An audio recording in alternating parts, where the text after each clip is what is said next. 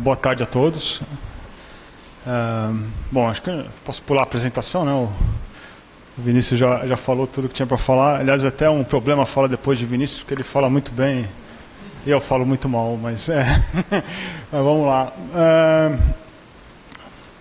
Eu estava vendo o título aqui, fala inferência causal e suas aplicações. Na verdade, não vai ter muito das suas aplicações. Eu vou falar um pouco mais, né? O convite que eu recebi foi mais para falar do nosso grupo, o LINCA, Laboratório de Inferência Causal, e brevemente, né, falar dele e falar um pouquinho sobre o que é a inferência causal. O tempo é curto, então não vou poder me aprofundar muito, mas esse é o intuito dessa apresentação. O LINCA, esse logo é provisório, tá? A gente não tem um logo ainda, então eu acabei de receber um feedback não muito positivo, mas estamos aceitando sugestões.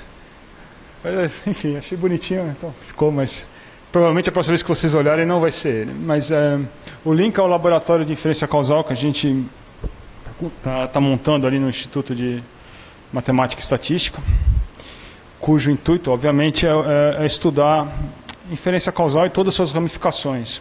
Okay? O nosso objetivo, por natureza do Instituto, é claramente mais metodológico, né, desenvolvimento dos modelos, mas também temos um viés aplicado muito forte. Tá?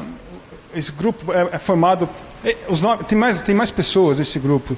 Os nomes que estão aí são os nomes dos nossos principais colaboradores. Alguns já foram citados, mas vale a pena falar o nome. Bom, Vinícius faz parte do nosso grupo. Vale também citar o nome da professora Rosimeire, da professora Lília, o Redonal que está aqui, a professora Rosana Aquino, que é do ISC, o Elzo, que trabalha no SIDAX. Nosso objetivo é que, apesar de ser um grupo metodológico, ele também seja um grupo interdisciplinar, que tenha ramificações nas áreas onde a inferência causal ela é central, né? A economia, ciências sociais, epidemiologia, qualquer ciências biomédicas, toda essa área, todas essas áreas nos interessam como fontes de problemas. E a gente também se predispõe a colaborar naquilo que for possível. Convite aqui para o estéreo, né? Então, oi? Então esse é o nosso grupo.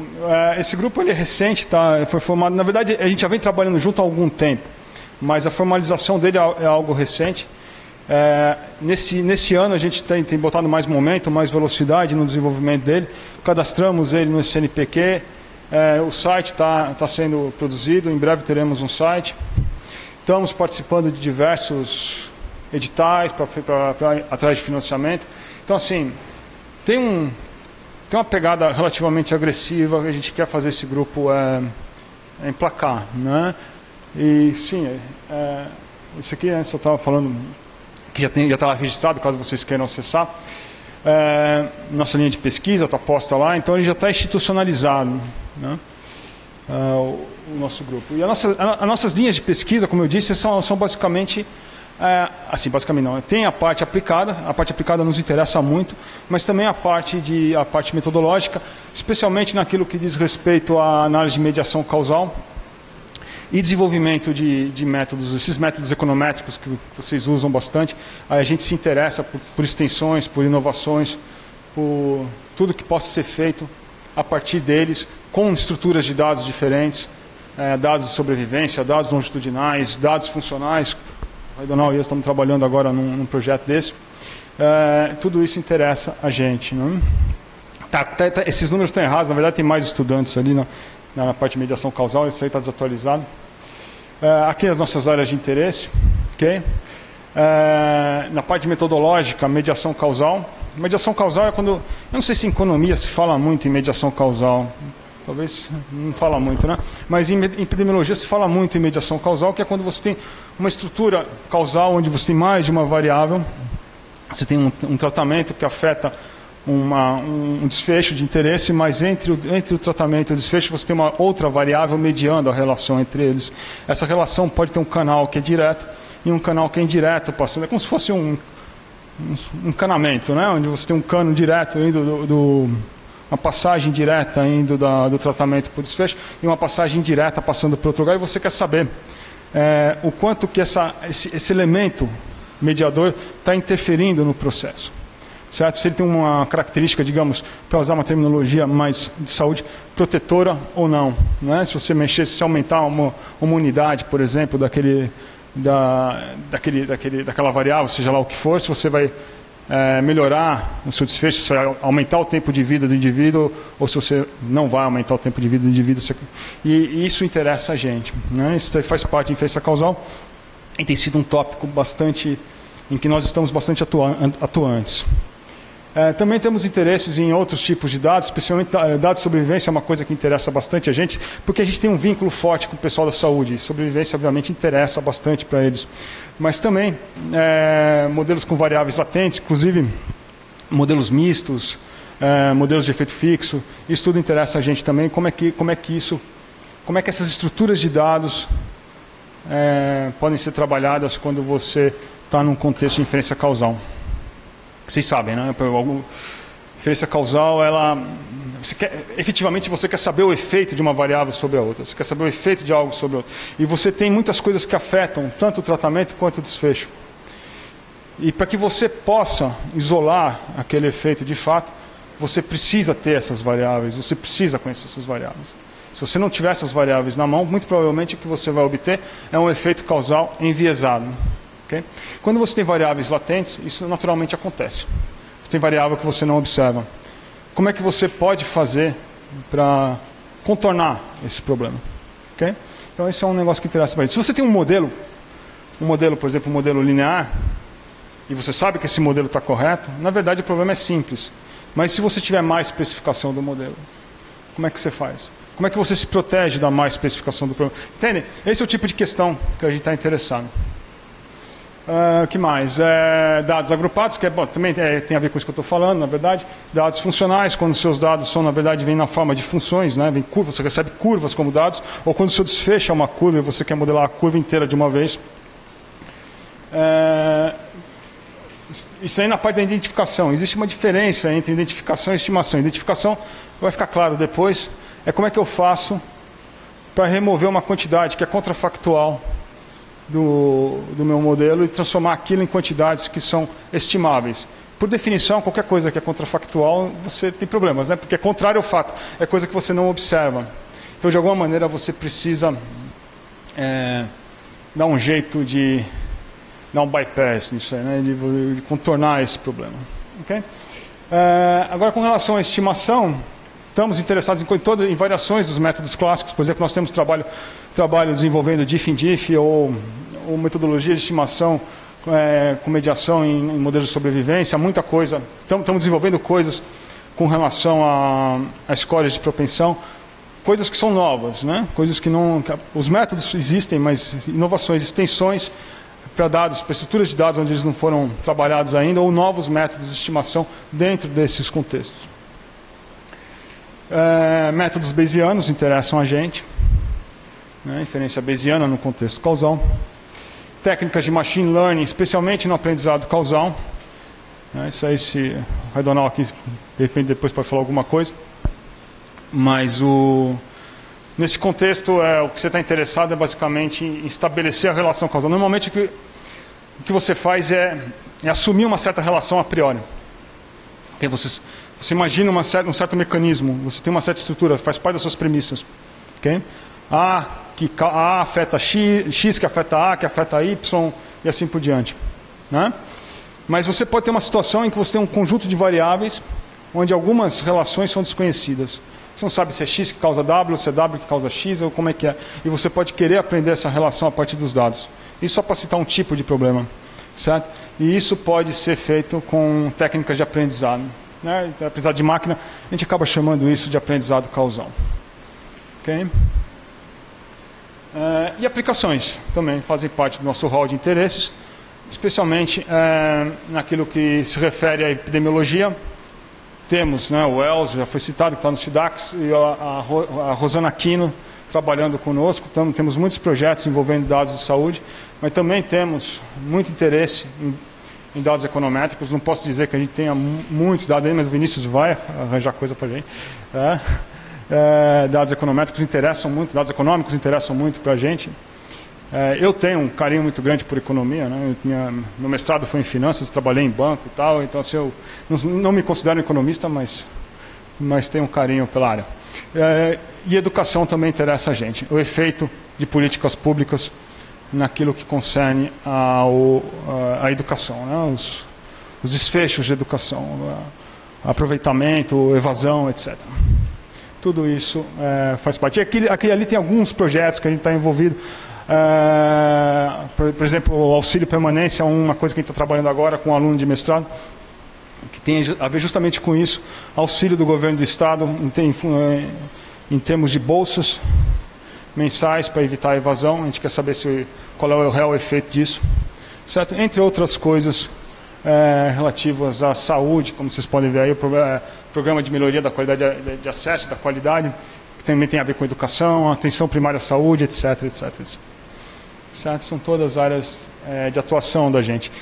Aqui não posso dizer que eu seja a pessoa mais central, mas nós temos a Leila, a Rosimeire, que são atuantes, estão aqui trabalhando nessa área, né, de saúde aqui na Bahia há mais de 20 anos, em parceria com o Instituto de Saúde Coletiva e mais recentemente com o SIDAX.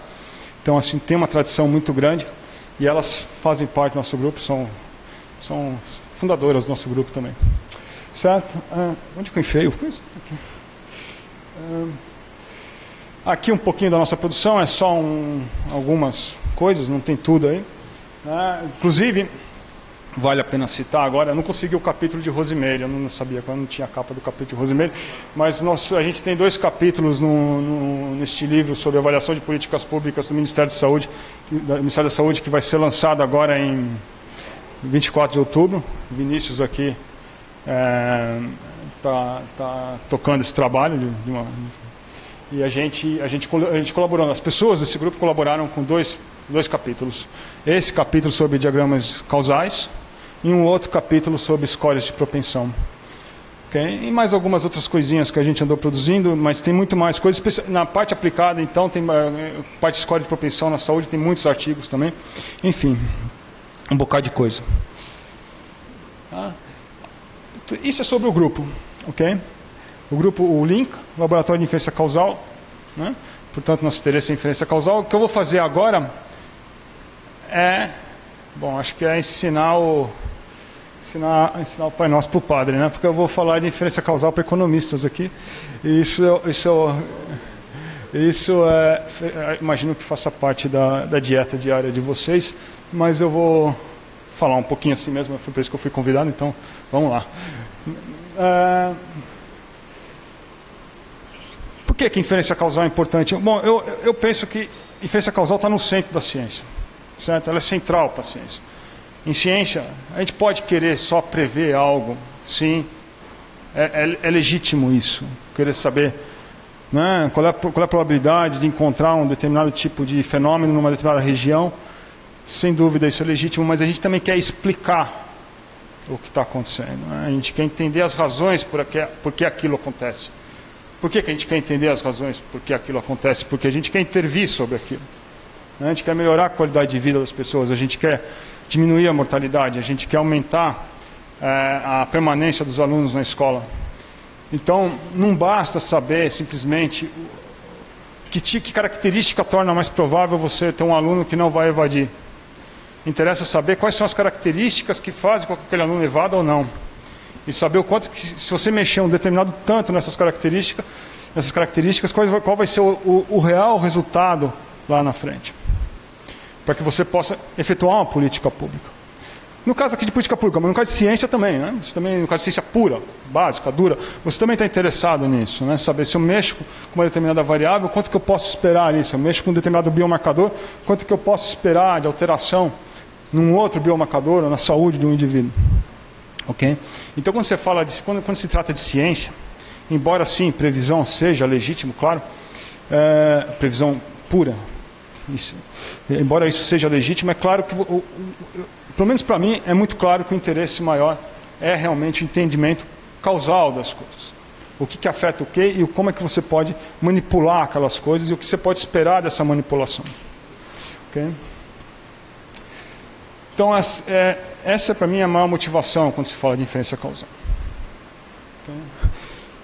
Porque esse já é um clichê hoje em dia, né? Esse site acho que todo mundo conhece. É um site de correlações espúrias, né?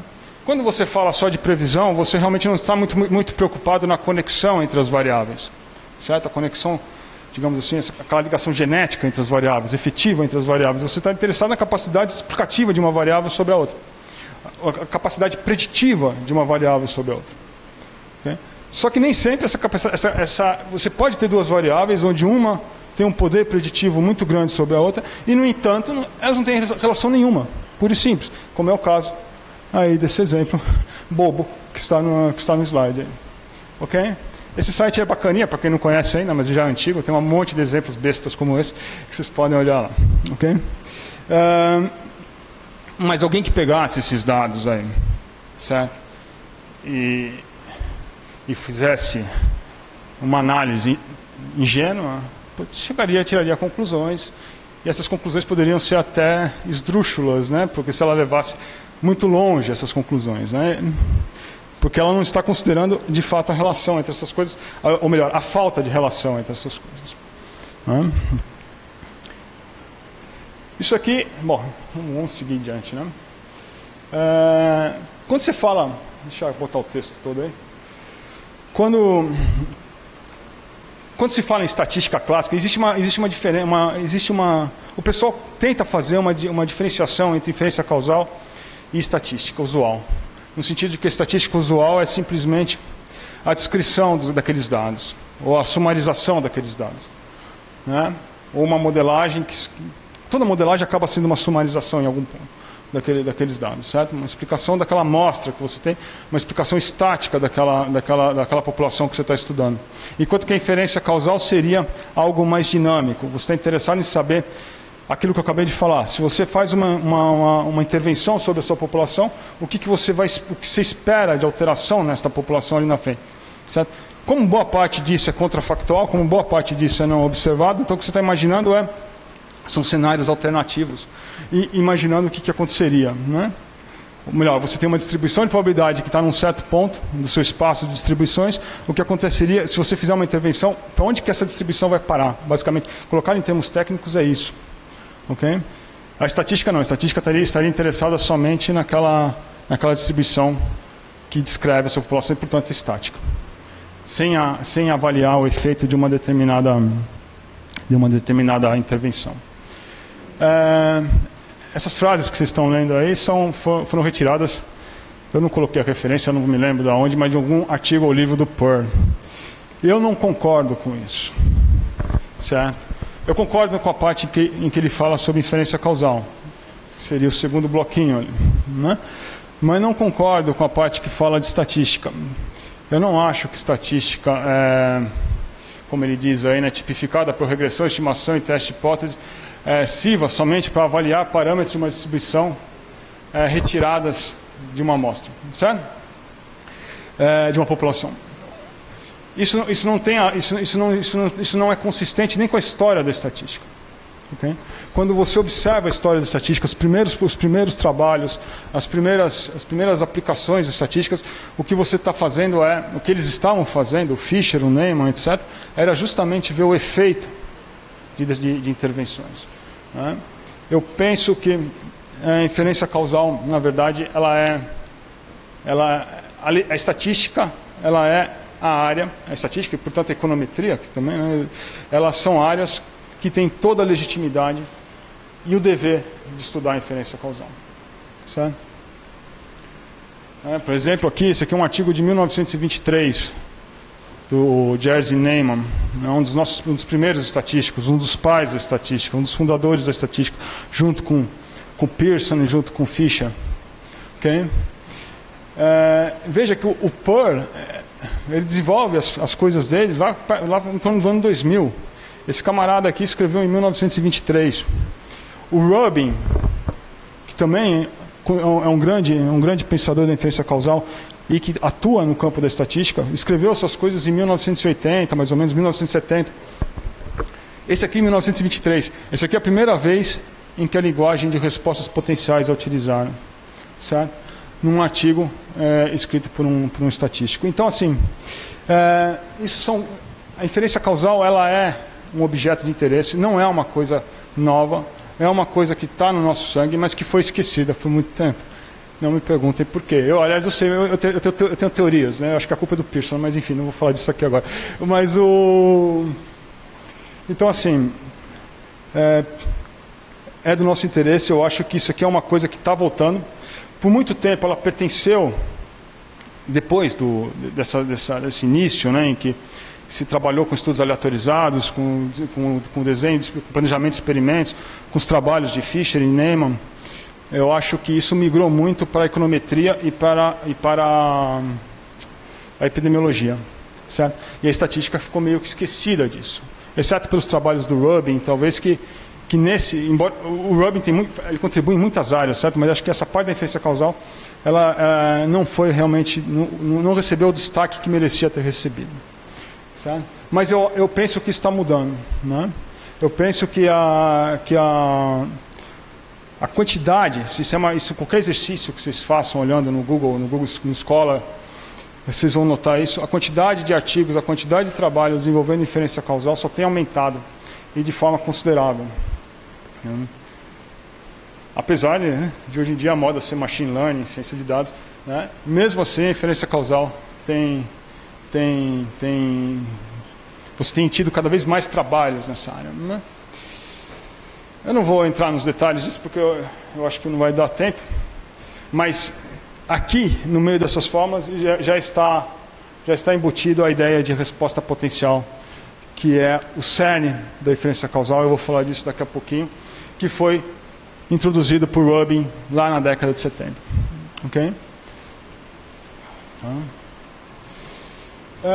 Inferência causal, como eu falei, ela está essencialmente interessada naquilo, ou melhor, no centro da inferência causal está a noção de contrafactual, certo? Porque a gente está justamente interessado naquilo que seria se eu tivesse feito algo. Se eu tivesse implementado uma política pública, por exemplo, o que eu posso esperar? Ou melhor, se eu implementar uma política pública, o que eu posso esperar dessa política lá na frente? Agora, se eu olho para trás, eu posso pensar diferente, né?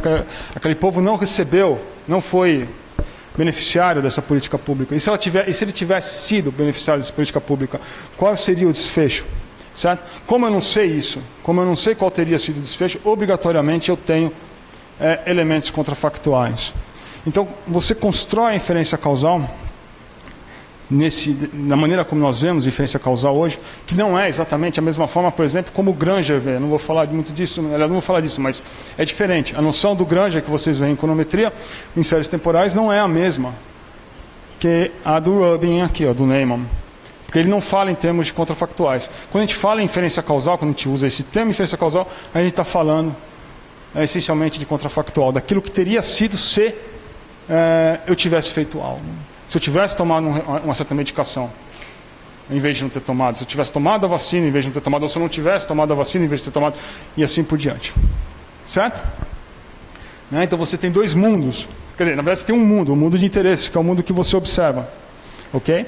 Mas você está interessado em fazer a distinção, fazer o contraste entre dois mundos. O mundo em que você recebeu o tratamento e o mundo em que você não recebeu o tratamento. Como você não pode estar nesses dois mundos ao mesmo tempo, obrigatoriamente um desses mundos é não observado, um desses dois mundos é contrafactual. E o que você precisa fazer, portanto, é dar um jeito de com aquilo que você tem na sua mão, inferir esse contraste entre o mundo tratado, digamos assim, e o mundo não tratado. Certo? Esse é o cerne da inferência causal.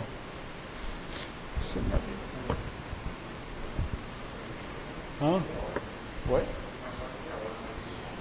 Tá bom. Daí o que acontece? O Rubin pega aquelas ideias do Neyman de 1923 e traz à tona novamente na década de 70. Só que com uma pequena diferença.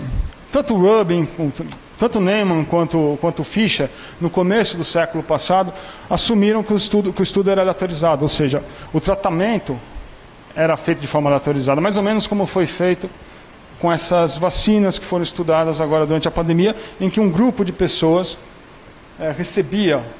era vacinado e outro grupo não era vacinado, mas a alocação do tratamento era de forma totalmente aleatória. Ou seja, basicamente, quando você chegava lá no laboratório para receber a vacina, alguém jogava uma moedinha, falando de modo figurado, alguém jogava uma moedinha e você, essa moedinha decidia se você ia tomar vacina, a revelia da sua idade, a revelia do seu sexo, a revelia da sua condição social, etc.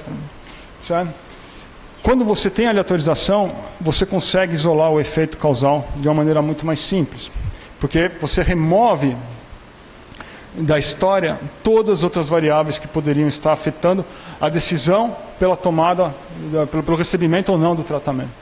Por exemplo, você acaba com o viés de seleção. É claro, isso pensando que o N é infinito, né? Se o N for pequeno, alguma coisa pode sempre ficar. Mas no mundo ideal, quando você tem um estudo aleatorizado, naturalmente você remove o efeito do confundimento. E aquilo que você obtém no final, o contraste que você obtém no final, seja lá qual for esse contraste, é um contraste de natureza causal. O que o Rubin fez foi pensar, tá bom, mas nem sempre eu consigo um estudo aleatorizado. Em economia, especialmente, você não vai conseguir.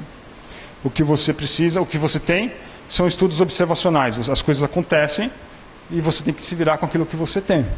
Um programa é lançado, você não pode, em tese, você não pode sortear quem vai receber aquele programa ou não. Você precisa atender, todas as pessoas que são consideradas, digamos, vulneráveis, precisam receber aquele tratamento, certo? Ou ser beneficiário daquele programa.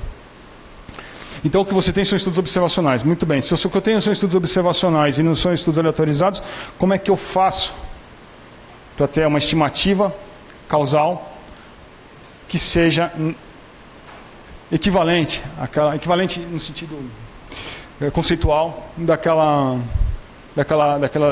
daqueles efeitos estimados pelo Fischer e pelo Neyman lá no início do século passado, num contexto aleatorizado. Certo? Foi esse problema que o Rubin resolveu.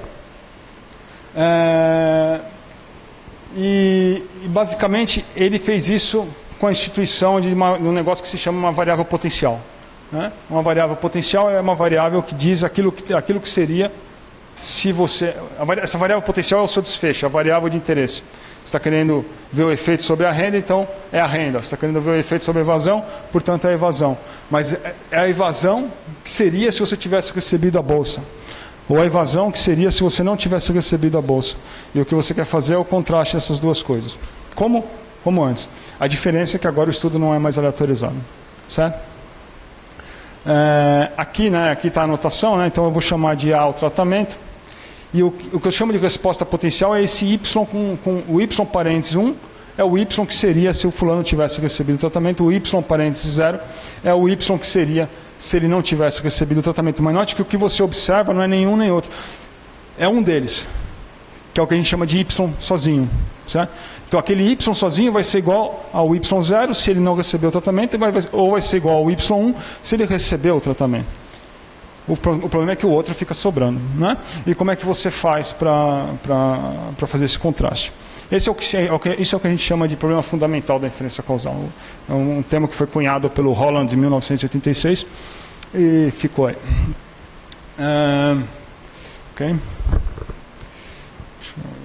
Isso aqui no bolso, esqueço. Então é isso. Veja, tem uma série. O efeito causal é qualquer medida estatística que você possa obter referente a essas variáveis contrafactuais. Aí tem uma série de possíveis efeitos causais. Tá? Não vou ficar lendo um por um, mas são medidas clássicas. Tá? A primeira ali, só aquela que usa aquele do, está usando a notação do PER. Não é uma notação muito utilizada em econometria. Mas o pessoal que trabalha com esses diagramas causais gosta de usar essa notação. Mas aquilo é essencialmente a mesma coisa que a resposta potencial. Tá? Ou seja, a distribuição de Y, caso você tenha intervindo sobre o A, feito com que o A valesse um Azinho. Né? Qual seria a distribuição de Y se todo mundo tivesse recebido o tratamento? Qual seria a distribuição de Y se todo mundo, ou se aquela pessoa não tivesse recebido o tratamento? E o que você quer fazer é isso, né? Agora, note que uma dessas distribuições é contrafactual, pelos motivos que eu já falei. Okay? Tá? Por exemplo, a medida mais comum que tem é o que a gente chama de ATE, que é o efeito causal médio, Average Treatment Effect. Okay? Essa é a medida mais comum, mas não é a única. Você pode olhar para a ATT, se você estiver interessado no efeito causal sobre os tratados. Né? Aí depende muito daquilo que você quer ou pode fazer, em termos, por exemplo, se for pensar em termos de política. Mas, de qualquer modo, seja uma ou seja outra, o que você tem é um contraste entre quantidades. Se você olhar, por exemplo, o efeito, o ATE, o que você está olhando é a esperança do Y1 menos a esperança do Y0. Ou seja, a média esperada do desfecho entre aqueles que receberam o tratamento com aqueles que... Perdão, deixa eu dizer de novo. É a média, é o quanto você pode esperar se uma população recebeu o tratamento, menos aquilo que você pode esperar se a população não recebeu o tratamento. Note que isso é diferente de você calcular uma média condicional entre aqueles que receberam e aqueles que não receberam, porque você pode ter, nesse caso, por exemplo, um viés de seleção que enviesa o seu resultado final. O que a gente quer fazer é justamente pegar essa quantidade que é contrafactual e transformar em quantidades que são estimáveis. Isso é o que a gente chama de... Esse é o problema de identificação causal. Você quer fazer a identificação dessas quantidades, dessas medidas. Mas veja que eu quero deixar claro aqui é o seguinte: efeito causal não é isso ou aquilo. O efeito causal é a comparação entre dois mundos. É um mundo daqueles que receberam... É um mundo que tem... Agora está na moda multiverso, né? Então é um mundo em que recebeu o tratamento comparado com o mundo que não recebeu o tratamento. É um mundo em que o Batman é o George Clooney e o mundo que o Batman é o qual é o nome dele lá? O Michael Keaton. Certo? É a comparação dos dois mundos. Então você quer fazer isso. Certo? E o problema é como. Você tem outras possíveis medidas, né? Essas medidas são particularmente interessantes quando você está falando de epidemiologia. Eles gostam de trabalhar muito com razão de chances, com odds ratio, mas não importa. Assim como o ATE, o que você está fazendo aqui são contrastes entre quantidades contrafactuais. Certo?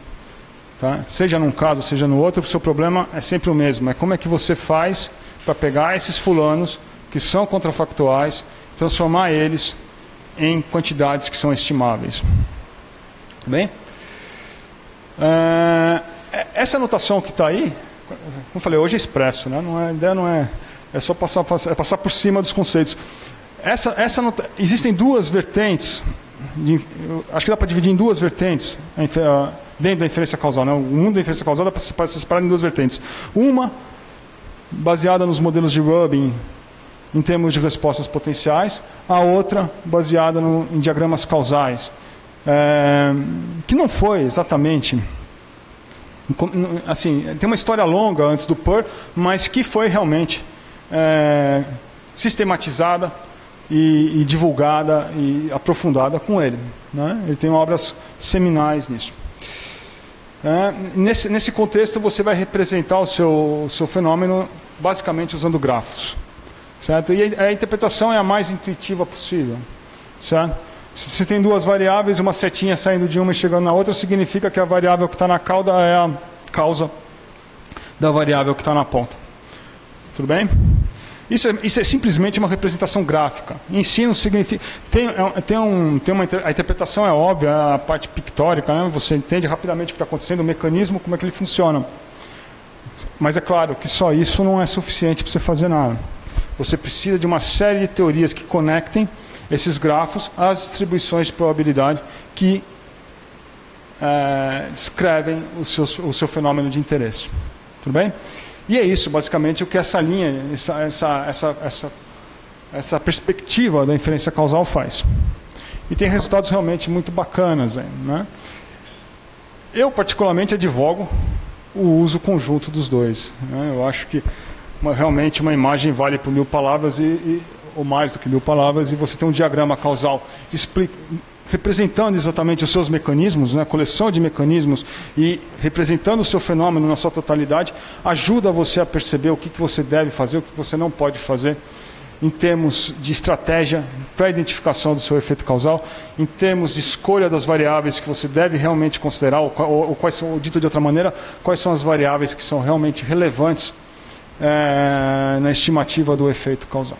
Certo? Inclusive o PER tem uns resultados muito importantes, que são extremamente importantes, na verdade, muito utilizados em inferência causal. Um deles, talvez o mais importante de todos, é o chamado critério backdoor, que você consegue aplicar, não esquece a parte matemática, a teoria, mas a aplicação dele você faz de forma totalmente visual, observando o grafo. Certo?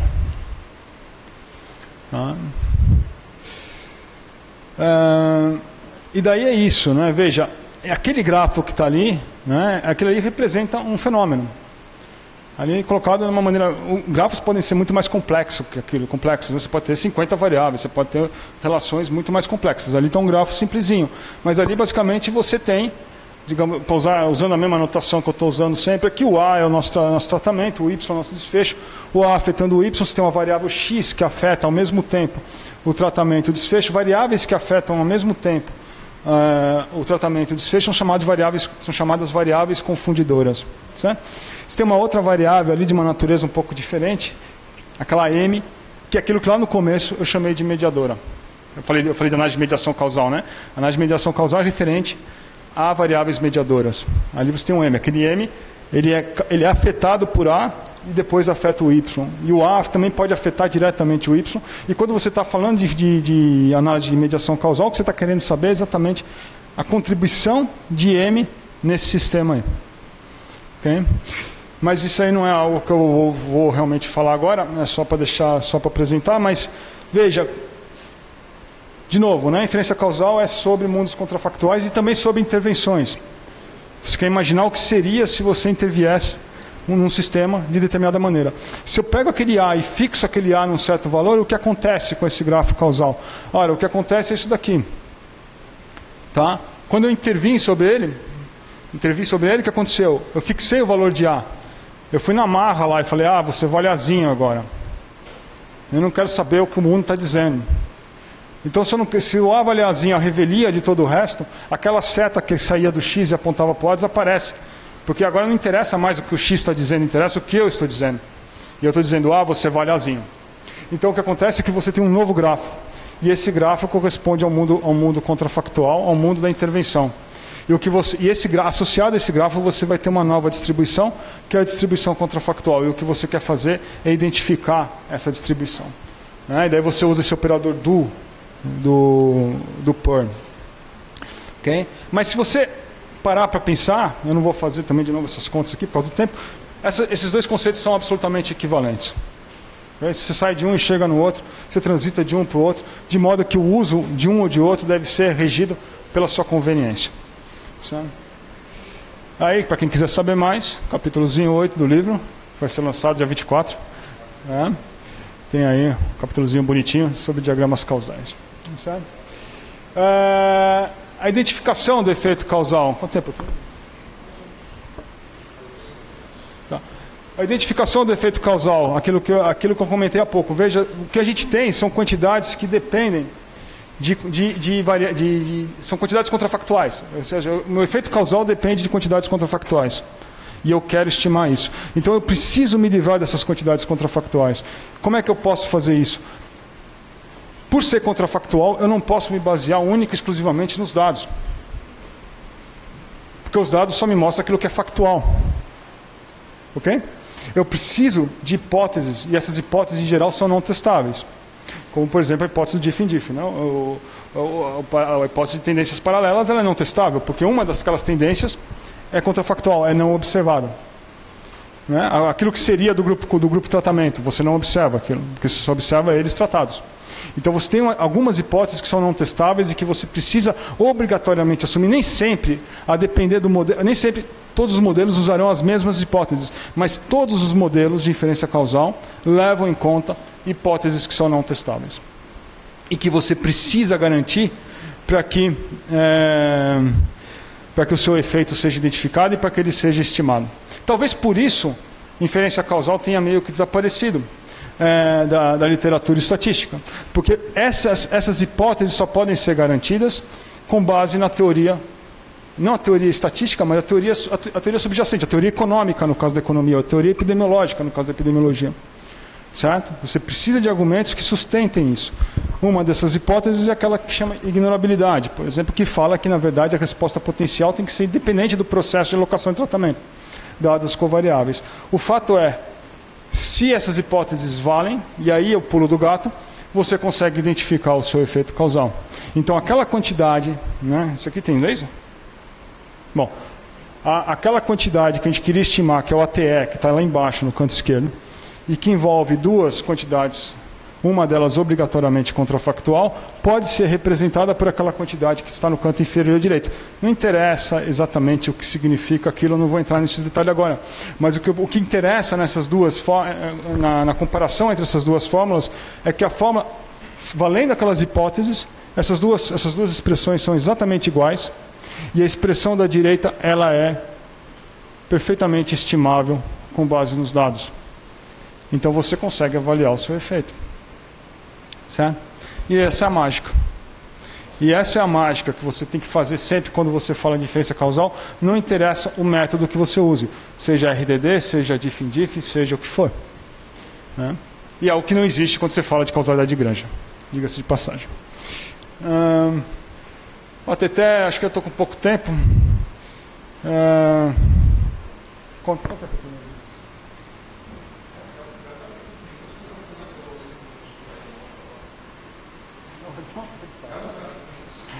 Tá bom. E o efeito, veja, aquela fórmula que eu cheguei era a fórmula para o efeito causal médio, né? O ATE. Como eu disse alguns slides atrás, você tem diversas formas de contrastar essas respostas potenciais, de contrastar aquilo que seria se você tivesse recebido o tratamento ou não tivesse recebido o tratamento. E a forma como você vai apresentar isso depende do seu interesse. Ok? Depende muito do seu interesse. Agora é importante que você perceber que você não vai obter o mesmo resultado, certo? Porque são coisas que têm significados diferentes, certo? Por exemplo, se pegar dois camaradas que poderiam ser considerados bem parecidos, como o ATE e o ATT, se você desenvolver as suas expressões de identificação, o que você vai notar são fórmulas finais completamente diferentes. Certo? Então, o ATT, que é o efeito causal médio entre os tratados, ou seja, eu estou querendo ver o efeito da minha intervenção somente entre aqueles que potencialmente recebem o tratamento e não na minha população como um todo, vai ser diferente do efeito do mesmo tratamento sobre a população como um todo, a menos, claro, que certas coisas aconteçam. Certo? Mas você não pode dizer, em princípio, que as duas coisas são iguais. Tá? Então, também é muito importante que você tenha clareza sobre aquilo que você quer mensurar. Certo? Por exemplo, aqui a fórmula do ATT está dada aí embaixo. Veja que você só consegue sair da quantidade da linha de cima, que envolve contrafactuais, para chegar na última linha, que é uma quantidade que não envolve contrafactuais e que, portanto, é perfeitamente estimável com base nos dados, se você assumir algumas hipóteses, sendo uma delas não testável. Essas hipóteses estão marcadas em vermelhinho ali, né? E a não testável é a hipótese de ignorabilidade, ou seja, para você passar da segunda igualdade para a terceira igualdade, para dar aquele pulo, você realmente precisou de garantir uma certa propriedade que somente, digamos, a teoria econômica pode garantir, e não vai ser os dados, não vai ser estatística, não adianta fazer teste T, teste Z, teste U, teste W, não existe. Certo? Você tem que assumir isso. Portanto, aliás, isso é outra coisa, né? Quando você vai fazer um trabalho de inferência causal, você vai propor, você vai fazer uma análise, vai falar, eu vi o efeito de não sei o que sobre não sei o que e deu tanto. O mais importante nisso é justificar, na minha opinião, humilde opinião, o mais importante não é nem as contas que você fez, não é nem o método que você utilizou, mas como é que você justifica essas hipóteses que são não testáveis. Por que é válido? Por que aquele conjunto de confundidores é suficiente de ser considerado? Por que aquele instrumento que você usou é um instrumento válido? Enfim, depende do método que você escolheu, você vai ter que dar a justificativa que ele pede que seja dado. Certo? De todo modo, você chega numa expressão, e aquela expressão, se você comparar com a expressão do slide anterior, que é aqui de baixo, né, você nota que elas são diferentes. Okay? Então, o efeito vai ser diferente. Na verdade, esses efeitos vão ser iguais, a menos que somente se a alocação de tratamento for aleatória. Ou seja, se a alocação de tratamento não olha para quem, de modo algum, para quem que está quem vai receber o tratamento. Se a alocação de tratamento olha para quem vai receber, por exemplo, se a alocação de tratamento é feita para pessoas mais humildes, o efeito entre os tratados, entre os mais humildes, vai ser diferente do que o efeito na população, que inclui todo mundo, inclusive os não tão humildes, certo? Então, é isso que está dizendo aqui. Também outra coisa que pode afetar é a nossa estimativa viés de seleção. Outra coisa importante que deve ser levada em conta, certo? Que também vai ser o seu desenho, vai ser a sua teoria que vai garantir a inexistência desse viés de seleção. Se for aleatorizado, o viés de seleção é naturalmente removido, mas se não for aleatorizado, você pode ter um viés de seleção forte. Certo? Então, ou seja, se a vacina vai ser dada não de forma... A atribuição da vacina não vai ser aleatória, mas vai ser para quem vem receber a vacina, certamente vai haver um viés de seleção, porque vai vir receber a vacina, provavelmente aqueles que se sentem mais vulneráveis. Okay? E daí vem para outra parte. A gente estava falando de identificação, a parte que sobra é a estimação. Uma vez que eu identifico o efeito causal, eu consigo descrever aquele efeito causal, seja o que for aquele contraste, em termos de quantidades que são estimáveis, certo? Mas eu ainda preciso estimar, né? E aí vem os métodos de estimação. Tem vários métodos. Eu não vou conseguir entrar nos detalhes desse cara aqui, mas que tem a sua versão tanto para OTE quanto para OTT. Aqui são métodos envolvendo o que a gente chama de PTW, que é a ponderação pelo inverso da probabilidade de tratamento. Mas você tem vários outros métodos também para fazer isso. Você pode fazer via regressão, por exemplo. Você pode fazer via, sei lá, todos esses métodos, via variáveis instrumentais, ou diff-in-diff, ou RDD. Você pode ter milhões de maneiras de fazer, cada uma delas vai ter a sua vantagem, vai ter a sua desvantagem, vão ter os seus problemas. Por exemplo, se você usa regressão para inferir o efeito causal, não tem nada de errado com isso, a menos que o seu modelo esteja errado. Certo? Se o seu modelo estiver errado, você vai ter um problema de especificação. E você vai estar inferindo tudo errado, apesar do seu efeito ter sido identificado. Porque você está assumindo um modelo errado para a média. Ok? Então, você tem que tomar cuidado com isso, né? Existem formas de você aliviar isso. Existe aquilo que a gente chama de métodos duplo robustos, por exemplo, que usam combinações de dois métodos, onde se um falha, mas o outro não, então você está garantido, certo? O problema é se os dois falharem, né? Mas pelo menos melhorou um pouco a tua vida, né? Porque você está mais tranquilo com relação a mais especificação. Você também pode você também pode flexibilizar o seu modelo de regressão usando métodos não paramétricos ou machine learning ou coisa do gênero. O problema enfim, não vou entrar nisso aqui, mas então são formas de estimação, tá? Existem diversas formas de estimação. Teria que dar um curso para falar disso, mas eu já tenho um curso aqui que fala disso, mas teria que dar um curso para falar disso, ok? Porque são muitos métodos, mas é outro problema. Então você tem três problemas. A conceituação e o estabelecimento das hipóteses que você necessita para poder fazer a identificação, a identificação em si e o processo de estimação do efeito causal. Certo? Isso do ponto de vista metodológico. Do ponto de vista da análise prática, você precisa justificar a tal da hipótese, né? Tem que fazer isso.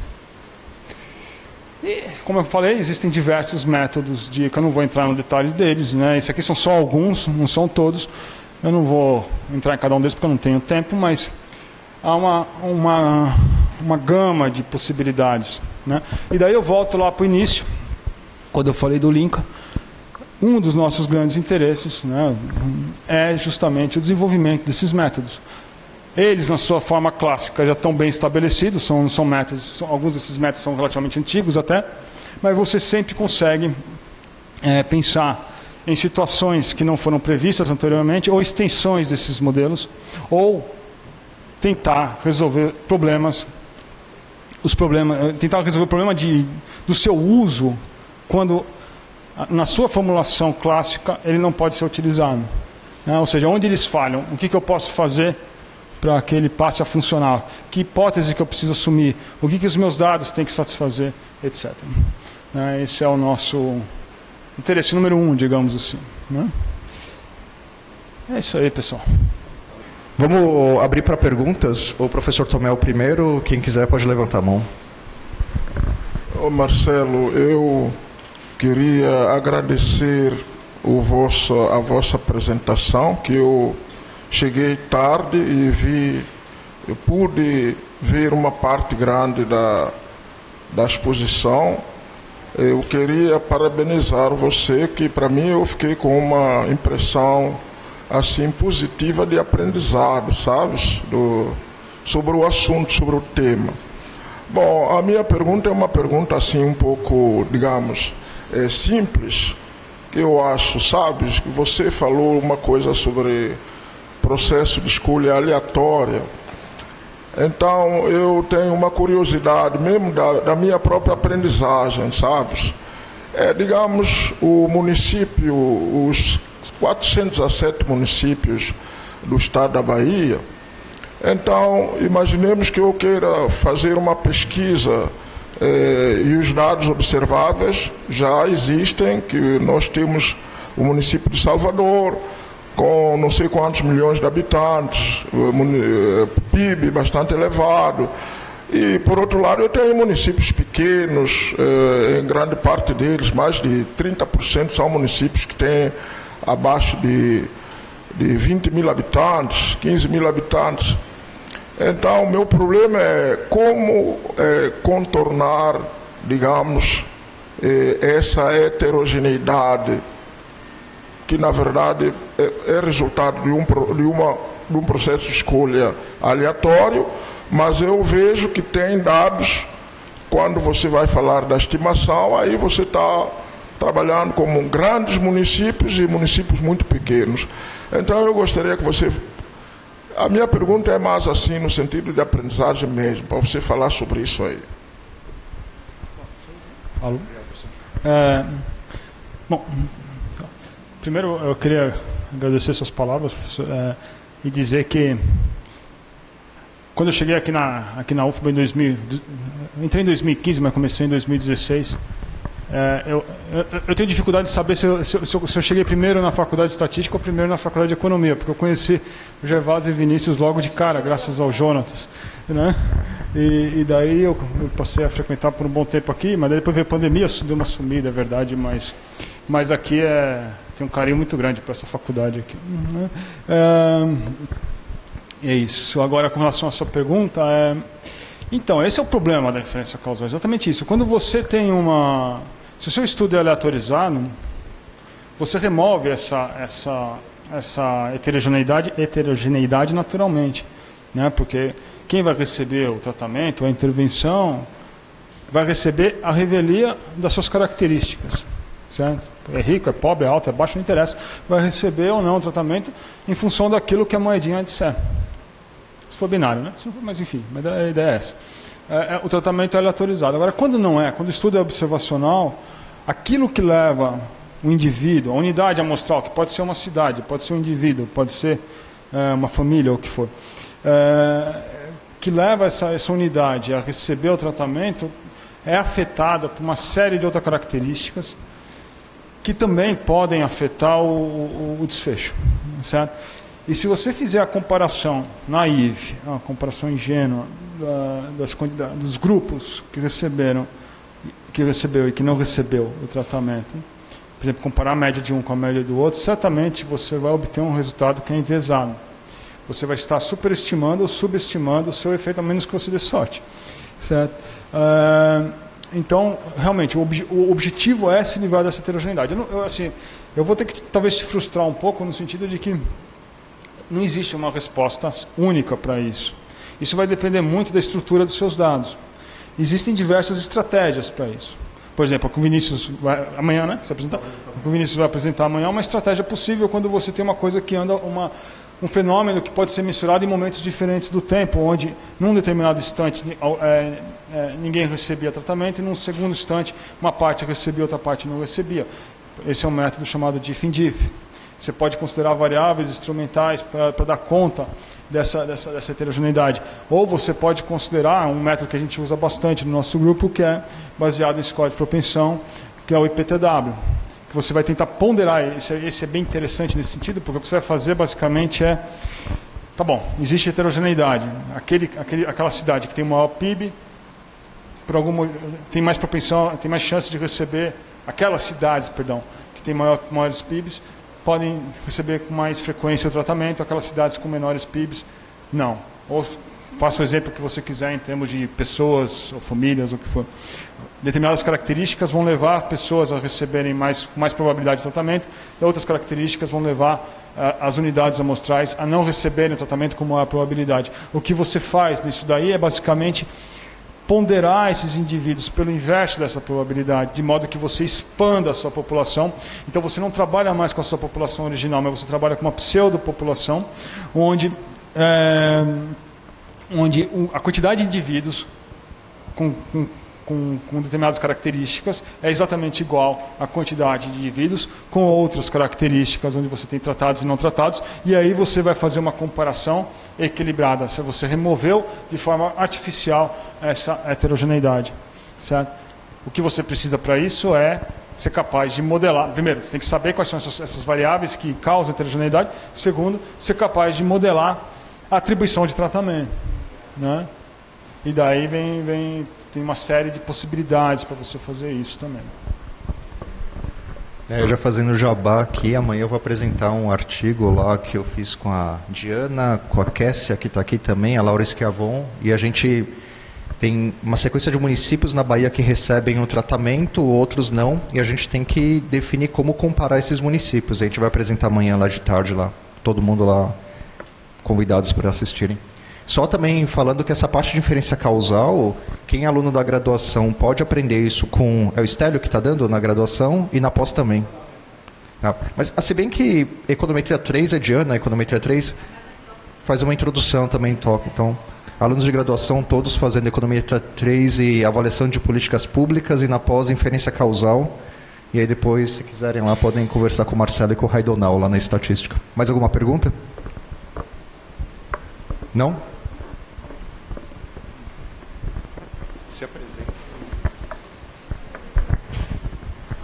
Boa, meu nome é Bruno, sou graduando de curso de Economia e eu tenho uma dúvida relacionada mais a como está a fronteira científica em relação à inferência causal em Machine Learning. Você tem alguma métrica mais usada, algum periódico, algum nome no expoente aí científico? E como está esse avanço aí nessa área? Então, eu vou passar daqui a pouco o microfone para o Raidonal, porque ele é o cara que gosta disso aí, mas Machine Learning não é exatamente a minha praia, mas sim, existe uma interface muito grande, né, que é essa parte de aprendizado causal. Não só a parte de aprendizado causal, também a parte de aprendizado causal, mas também a parte de... Eu falei, por exemplo, você pode usar modelos, modelo de regressão, por exemplo, para conectar a sua resposta de interesse às variáveis confundidoras. E também falei que você pode ter um problema de má especificação deste modelo. Certo? Uma maneira de você... ou também na modelagem do score de propensão, que é a probabilidade de atribuição de tratamento, a mesma coisa. Uma maneira de você aliviar a possibilidade de má especificação é a não consideração de modelo, desconsiderar modelos paramétricos e começar a usar modelos que sejam não paramétricos. Tá? É claro que tudo tem seu custo, né? Tem trade-off, né? Tudo tem uma troca. Quando você sai de um para outro, você certamente perde interpretabilidade, as coisas ficam um pouco mais complicadas. Não vai ser aquele parâmetro fixo, como é o caso, por exemplo, do diff-in-diff, aquele parâmetro bonitinho, com aquele número bonitinho que vai te dar o efeito, mas você vai ter que fazer alguma conta envolvendo uma série de valores, mas enfim. Mas você pode aliviar esse problema da má especificação usando técnicas de machine learning. Então sim, tem muita coisa hoje na intersecção entre essas duas áreas, tanto na parte de aprendizado causal, quanto no uso desses métodos, redes neurais, support vector machines, que hoje chama machine learning, mas para mim isso é estatística não paramétrica. Tem uma... que se eu começar a falar aqui, eu vou começar a soltar um monte de cobras e lagartos, aí então não vou falar. Mas tem enfim, eu penso nos nomes antigos, mas tem uma série de técnicas que você pode usar para ajudar, para deixar seus modelos mais flexíveis, certo? E daí ter estimativas, digamos, mais confiáveis ou menos suscetíveis a problemas de especificação. Tá?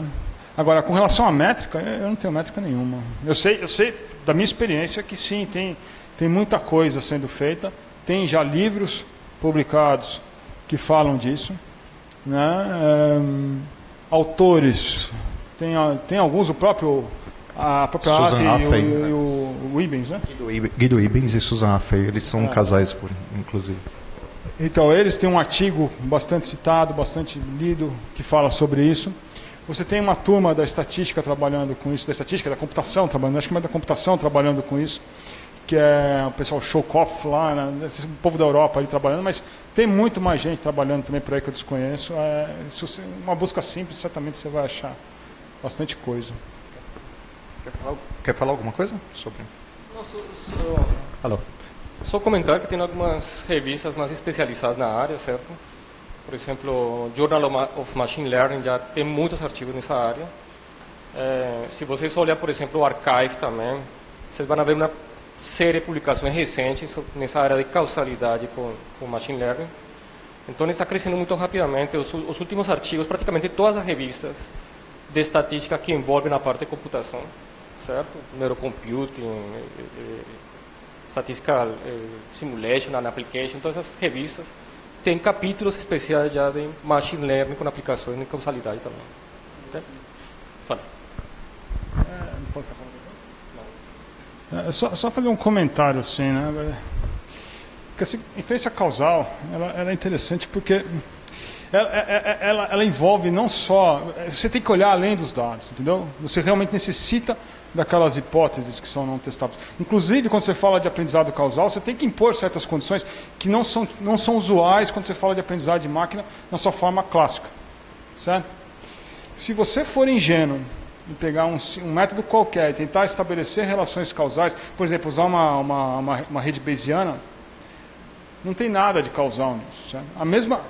Se você pegar mesmas estruturas, por exemplo, sei lá, A causa B que causa C, ou B que causa A e causa C, e gerar dados com esse tipo de estrutura, certo? Você vai ter dois conjuntos de dados, eles são indistinguíveis, não interessa a técnica que você use, certo?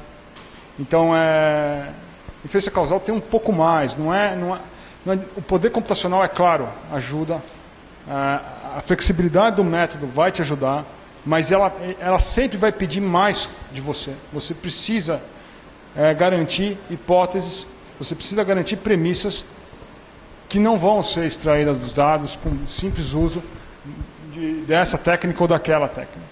Entendeu?